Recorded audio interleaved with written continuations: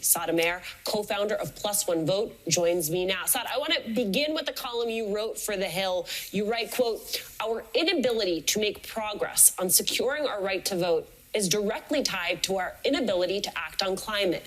We won't have a functioning democracy without climate action. We won't have climate action without a functioning democracy. We have to tackle both, or else we have neither." Tell me more.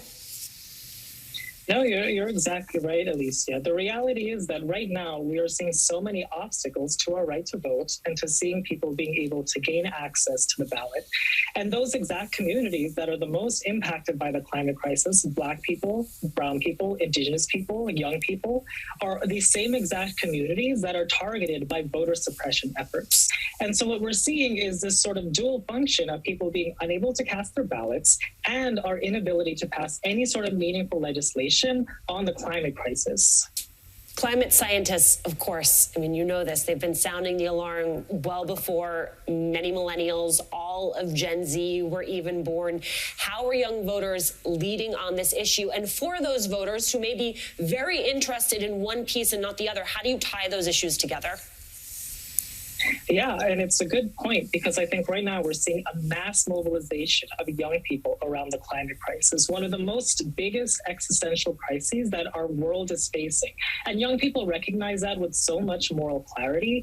And so what I do with my organization, Plus One Vote, is mobilize those same exact communities to get out to the ballot and vote.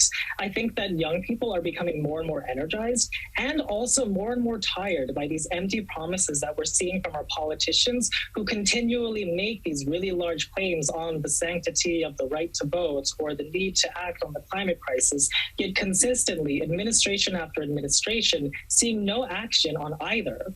We often talk about how other countries are in this moment looking at the United States, and we mean that both ways, both in terms of our democracy and what is on the line when it comes to the sanctity of our elections, and also when it comes to action and inaction around climate legislation. When you think of other countries and the way they are watching America in this moment, what is the message that we are sending?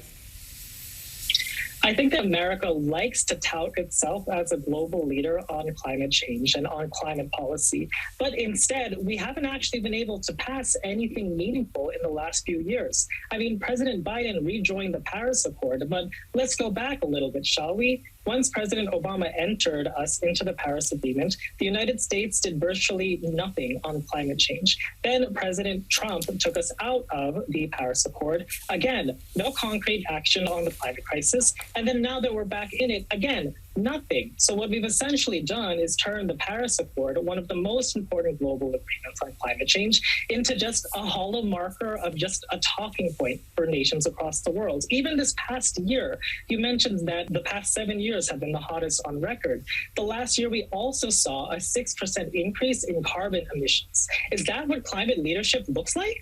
I don't think so. Saad Amer, thank you so much for joining us.